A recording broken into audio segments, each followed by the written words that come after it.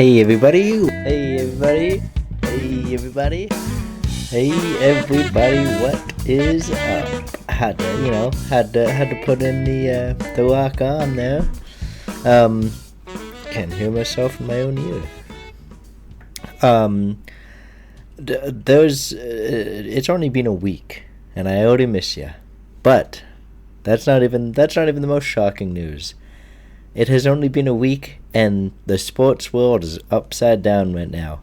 I'm doing terrible in my fantasy hockey, and well, I'm not doing terrible, but no, I'm just kidding. That's not the biggest news. The absolute biggest bombshell of a trade that I've ever seen go down.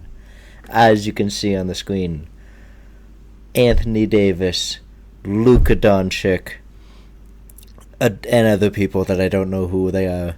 This is the biggest trade, and Utah was a part of it too. They got 2 seconds, and they got a prospect, I think. I gotta switch. Actually, I can't hear myself in my own ear. That's better. Yes, this was the absolute bombshell. Actually, now I fully can't hear myself. Sorry. That's so funny. This was an absolute bombshell. I was in bed at 12:20, lights off, just scrolling on my phone, and I get a notification that says mega. I don't know what it said. Like super trade goes down, and I see Luka Doncic, and I'm like, what? And then it was posted by one guy that I've never seen his name before in any sports, but he had the blue check mark next to his name, though that doesn't mean that much because you can pay for that now. But then it was officially posted by TSN probably 30 minutes later, and the app that I go on for sports, well, the apps actually, they all shut down because there was so many people hopping on trying to figure out what just happened. So the full trade is Luka Doncic, Maxi Kelbler, Markieff Morris for Anthony Davis, Max Christie, and a 2029 first round pick, and the Utah Jazz get Jalen Hood-Schifino and a 2025 second round pick and a 2025 second round pick via the Clippers. Why this trade is so huge? Yes, we see stars move around constantly. But the weird thing with this trade, I don't know what my lighting is doing, it's just going back and forth constantly. Let me see if I can fix that.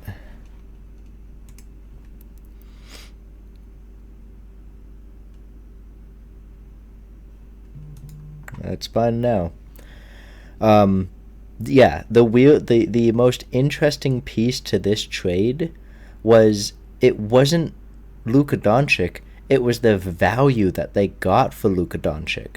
They traded their franchise number one player right in his prime, and they just went to the finals. They were just against Boston. They lost, I think, by 50 points, but that just seems like a weird trade to do.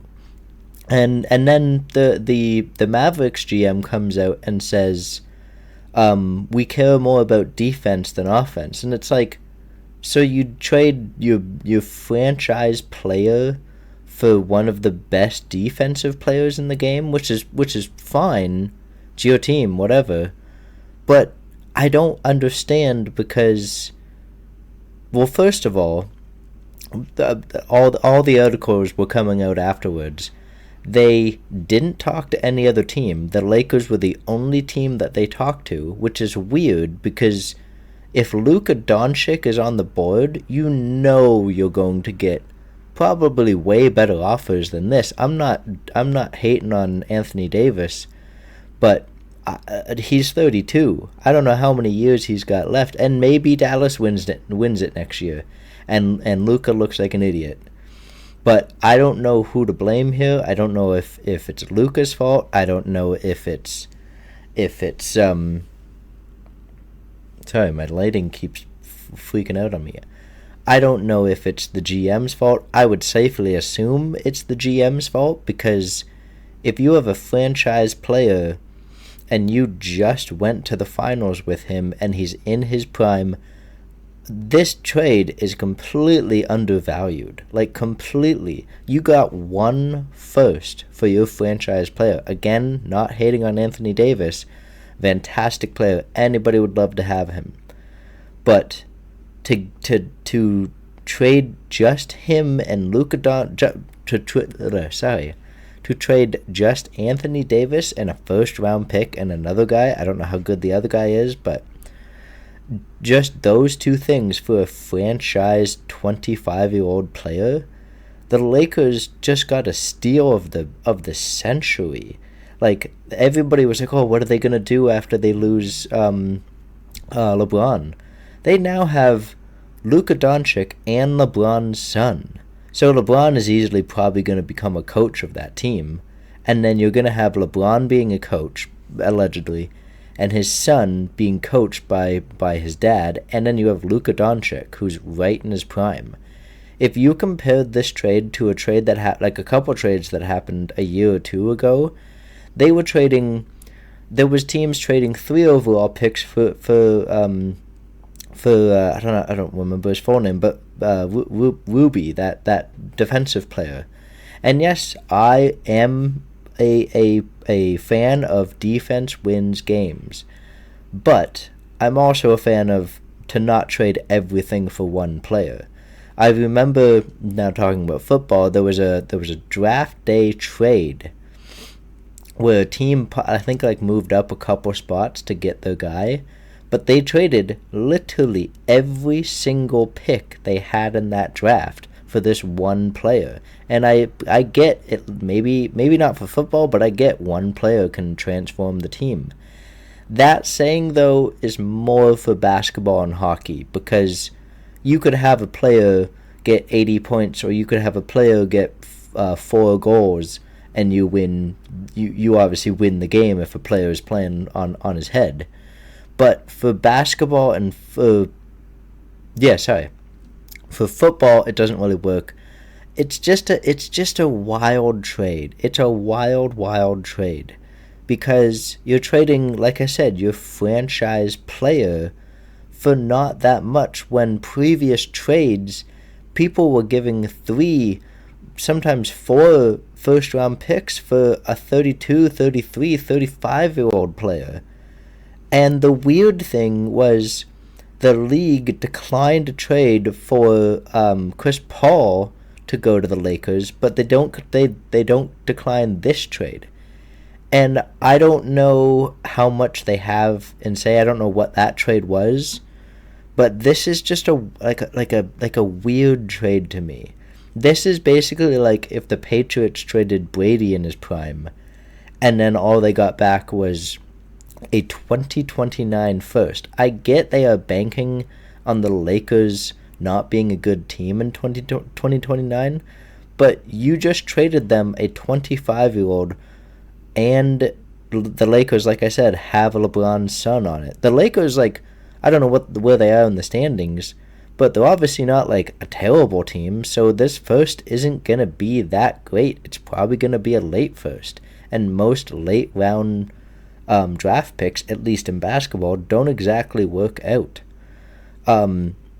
So this trade completely has flipped the sports world upside down, but that wasn't even the first trade that flipped the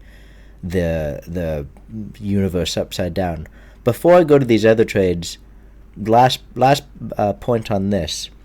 With this trade, so in all other sports, when you do like a mega trade like this, there's a clear winner and a clear loser, and obviously I feel there's a clear winner and loser, but at least for big name basketball trades, honestly, I kind of forgot my point. I was saying it and I don't remember what I was saying. But yeah, for the hockey trades that just went down, we have a pretty much same value, which is wild to say. The Dallas Stars received Mikael Granlund and Cody Ceci for a 2025 first and a 2025 third. Then, just before that, like a day before, actually almost literally a minute before it turned to February 1st, the Penguins traded for... Wait, yeah, that's how I'm reading this. Okay.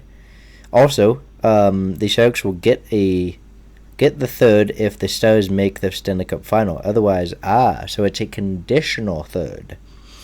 I will talk about that and video games later on. This is also interesting. The Rangers first was dealt in this trade.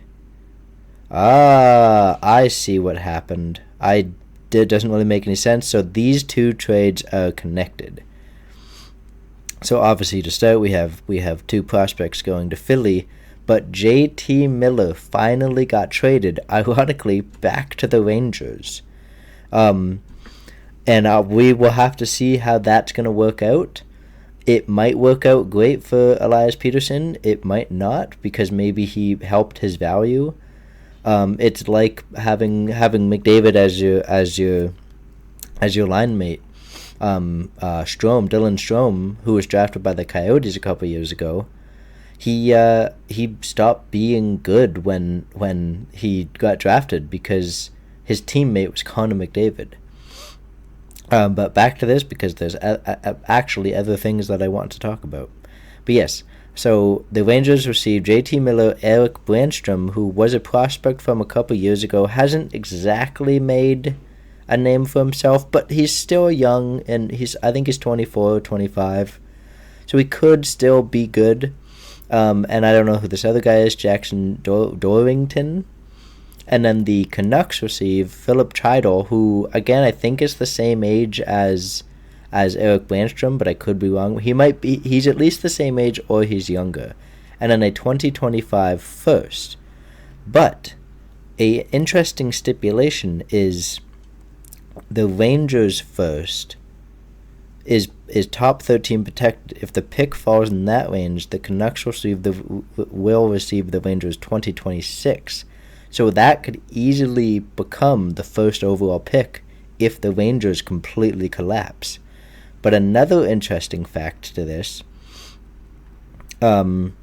is the first that they got, they immediately traded away for Drew O'Connor and Marcus Peterson.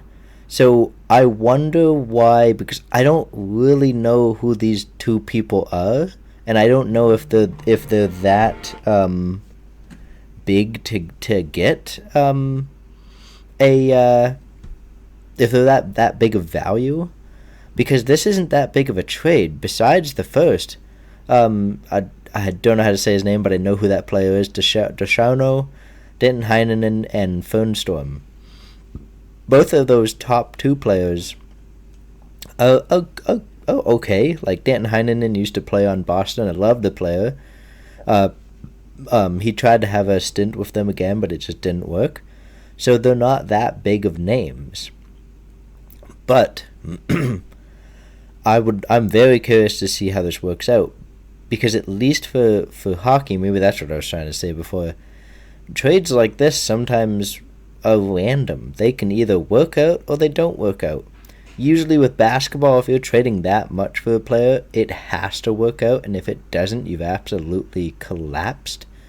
So this was the shock of JT Miller, and that started everything. But another trade that's actually, I don't know why it was down here.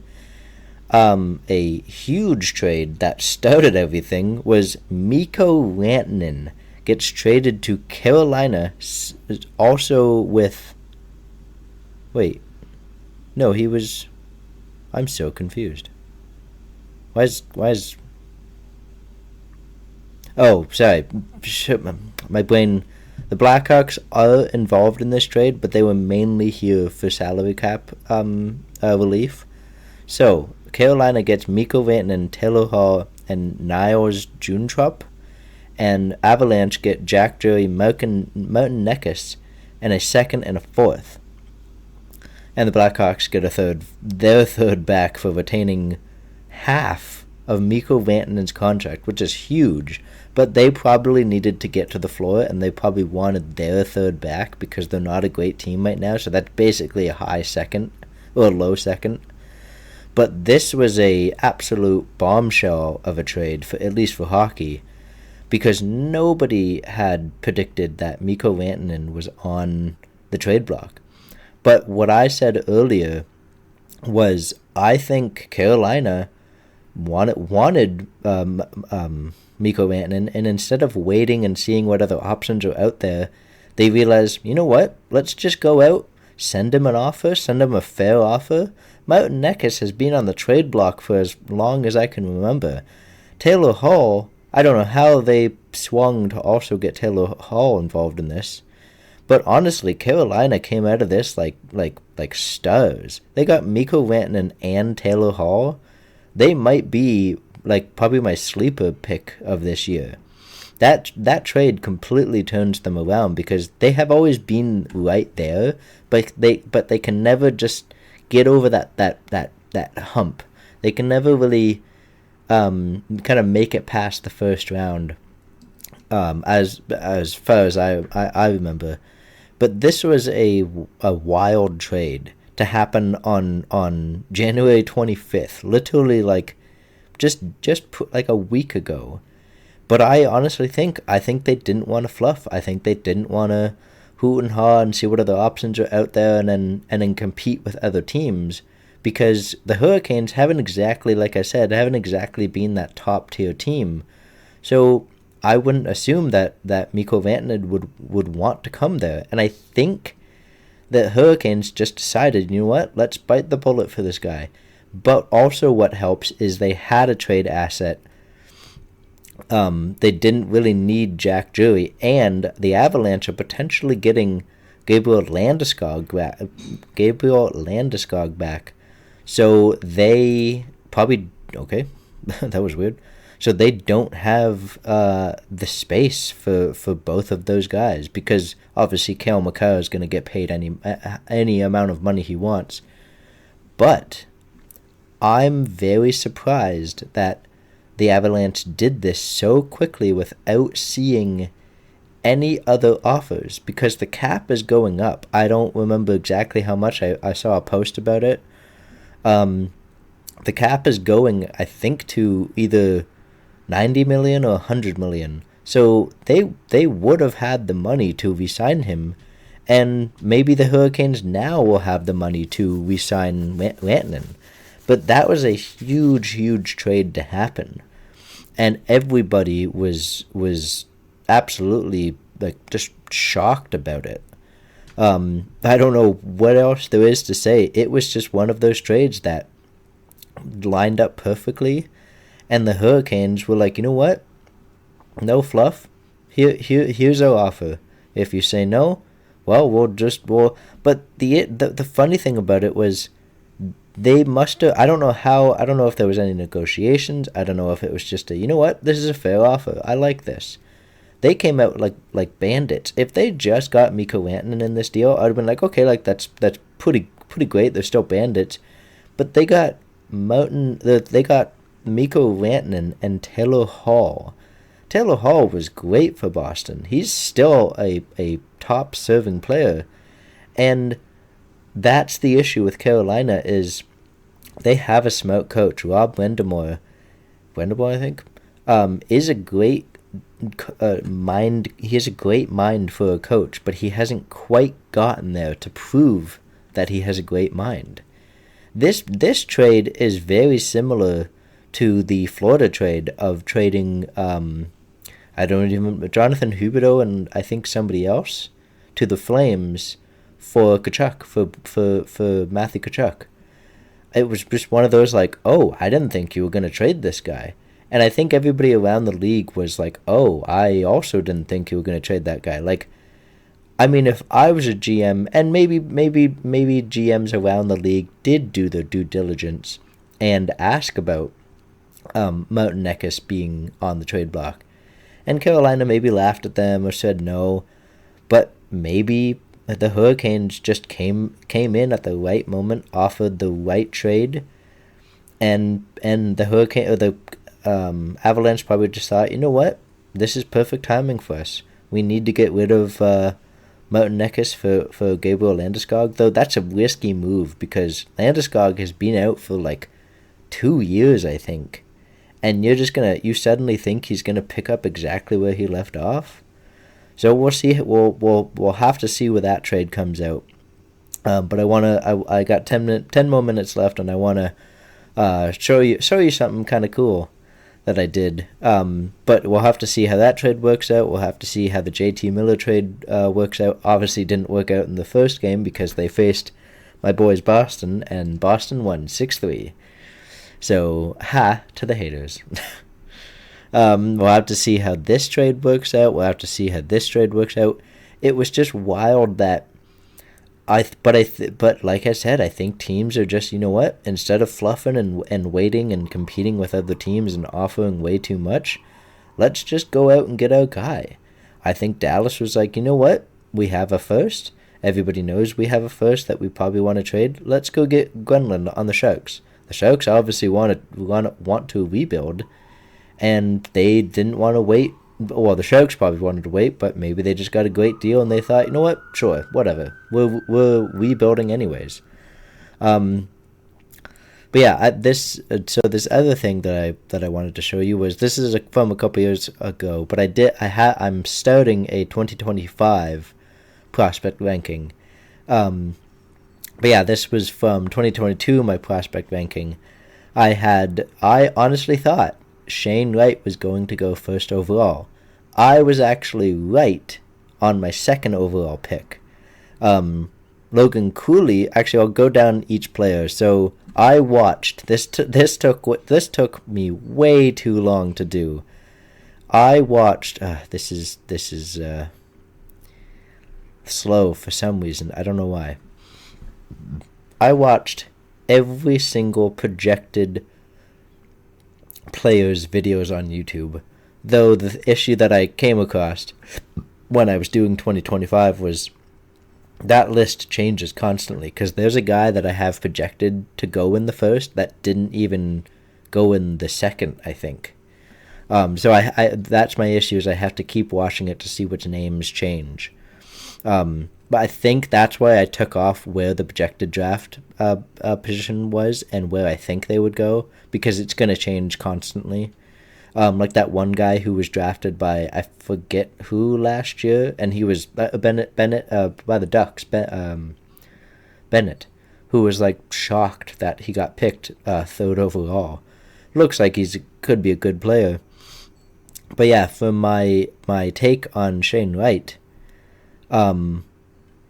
it was he's always got a stick on the ice, ready for whatever comes his way. He knows he will get the puck, and he knows he's not a big guy, so he wastes no time and snaps that puck off with pinpoint accuracy. This guy is going to be a special player sooner than we think. And I did actually have him being a quick boom type player. I don't know if he is.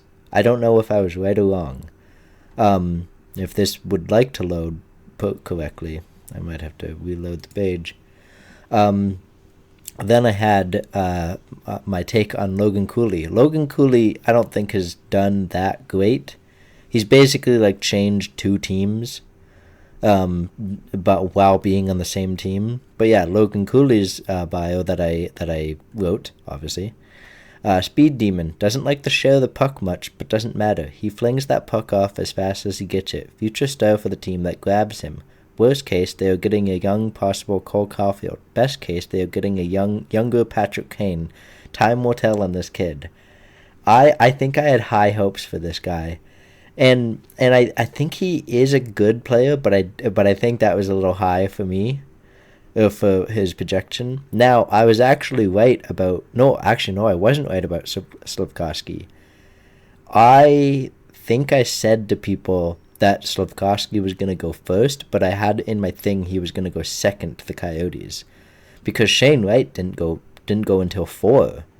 So So yeah, so my thing could be, oh, I did actually write at the bottom. Could be number one. This player almost has the full package, which is very rare for NHL. He was always in the play, a tip. He was always in the play, getting a tip, easy wrister, or a slapper from the point. He's always got his nose to the puck. He might be the perfect player to enter a team's lineup. Fast, tough, underrated game IQ, which helps him to be any type of player. I can't rave about this guy enough. Honestly, I'm still that. I'm a huge Slafkovsky fan. And honestly, he's done great on Montreal. Montreal just needs a goalie, and then they're set. I won't go through every single name because we are running out of time, but this thing is very slow for some odd reason. And let's just wait it there. But yeah, this was very fun for me to do. I really enjoyed just making a list and checking it twice, and writing the names and watching the videos and basically being my own real life scout for these players. And I did a final grade for the end of them. Simon Nemec probably had one of the more perfect grades, but yeah, good hard shot, doesn't mess around. Once he aims for a shot, he doesn't miss. But if by chance he does, he will always be the first one to the puck. He has a sneaky good game IQ. Instead of going for his man, like he was probably taught, he goes for the puck. He always has his eye on the puck. Always has one step ahead of the play. If it's not the first defender off the board, then those teams missed out on this once-in-a-lifetime player. And I don't actually remember where he went. Oh, he did actually go second to New Jersey. So, now looking at this again and where I had him projected, I don't think he's lived up to my expectation. I mean, my expectation isn't that like much of a say. Another actually interesting thing is David Juracek. His brother, I believe, is in this draft. He's projected. But yeah, my boom or bust for Simon Nemec was a definite boom. I wrote define, but I did mean definite, but define boom kind of sounds like he might be a soft boom or a slow boom or a fast boom. But yeah, David Cherrick, I think. Nope.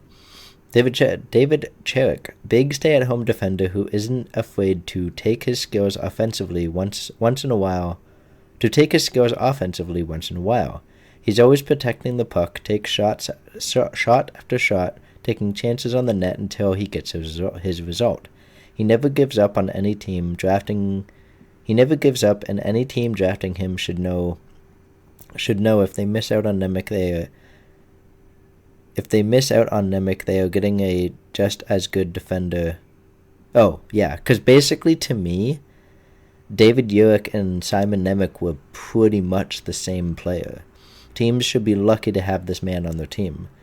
Most of these names, I'm just going to go down this list. Most of these names, I did it for most of these guys. Obviously, this list has changed. Most of these names, I haven't really seen a lot. Basically, the only three names that I've seen, Shane Wright, Logan Cooley, and Slafkovsky. But none of this was I thought like a really good draft. Oh, Connor Geekie is Morgan Geekie's, I would assume, younger brother.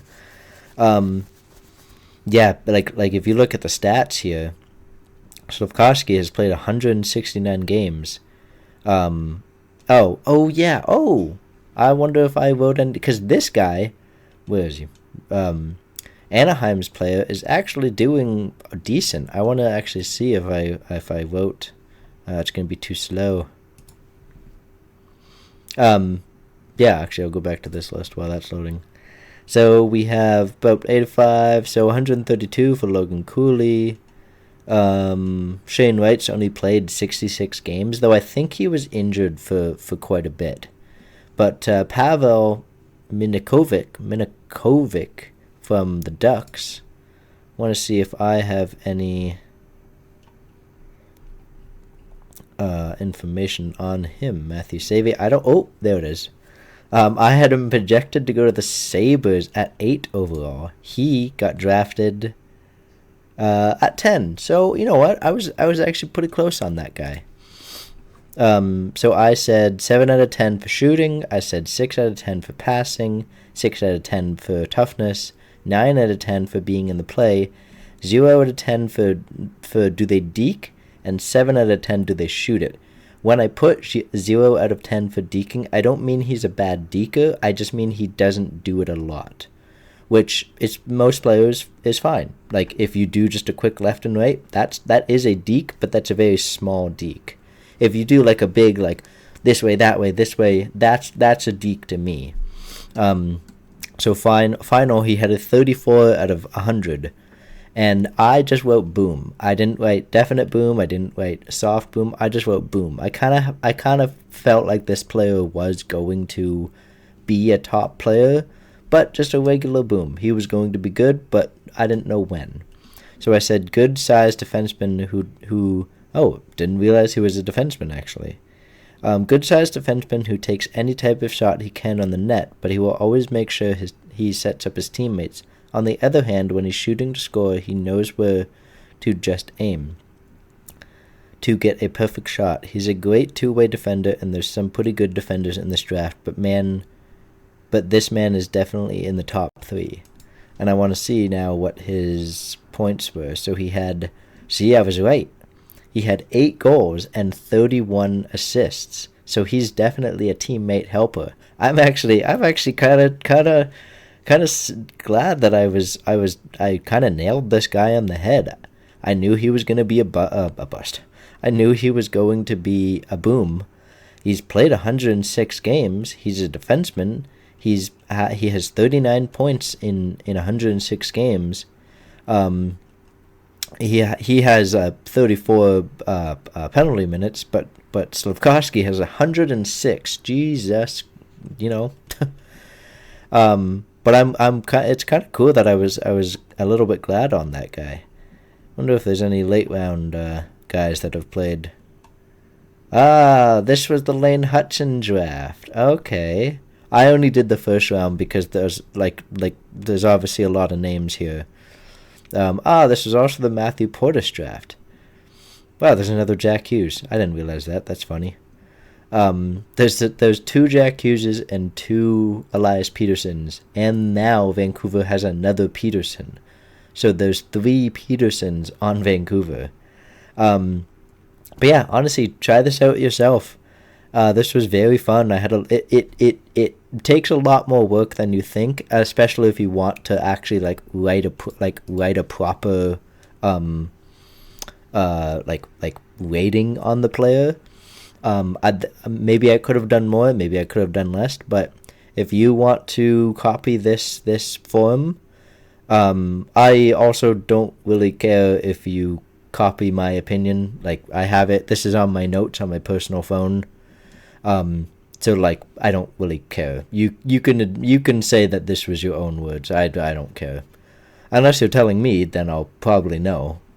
But this was very fun. I just simply started it one day. I think I was on the train, and I had like an hour to kill. I'm like, you know what? I'll do this. I'll watch some videos. My advice though, constantly go back to the mock drafts and see who was there.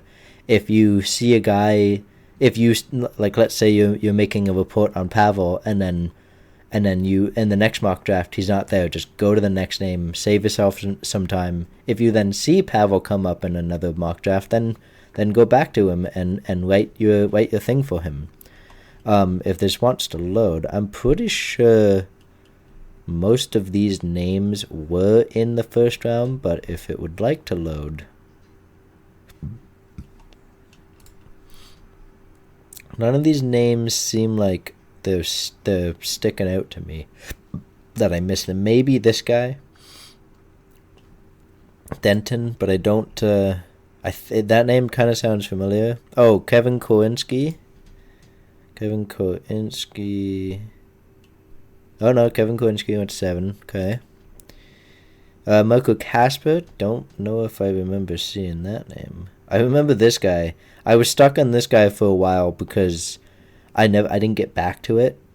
But I don't want to make this podcast too long. But absolute bombshell of some sports trades that went down. I did also want to just quickly talk about the NHL video game is coming out, the NHL 26. We haven't gotten any information on it, which is fine. It's normal for this game to not have any information around this time.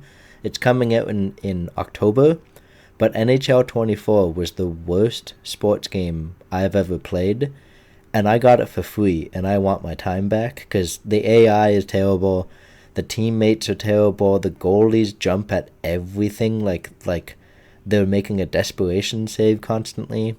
Then 25 did actually add some great things, but small great things. They actually improved the AI so that the AI will get themselves into position. Let's say my hat is the net. In 24, the AI would just go straight to the net. But if I'm over here with the puck, sorry, my hands are now backwards. If this is the AI, he now goes to the side of the net while my guy goes up, and I can easily pass the puck to the AI and have him shoot. Before, it was just like both the AI and me, because I have the puck, we're just going straight at the net, and then the puck goes in the pads. The AI actually puts themselves into the proper positions that you need them to go. And another cool thing is you can convince a player to try a different position, or I think it was more minutes. I'd have to rewatch that video because it's on for $35 right now in the store. And all of the videos I watched are saying this game is bad, but then some of the comments are like, well, it's on a cheap price, so maybe I'll buy it. But I know it's just going to be free in a couple of months, because that's usually what happens when we get information on the next version.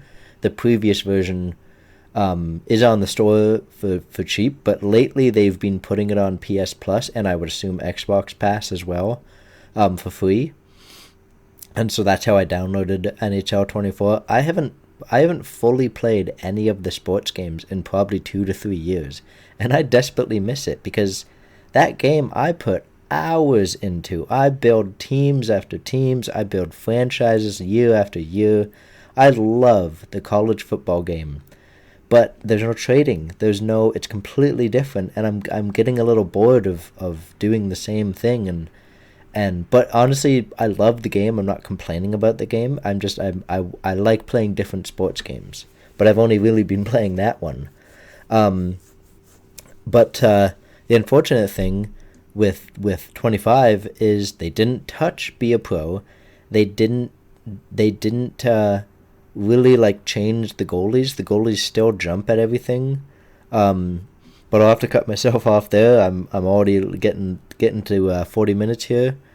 But I'm really disappointed in NHL 24. I'm slightly disappointed in 2025 because they added some small features, but not enough, I think, to make me buy it. But I think I will buy 2026 if they add more features. Now I'm going to look at I'm going to look at people play the game. But for now, remember, you're awesome, stay awesome, and rock on. Peace.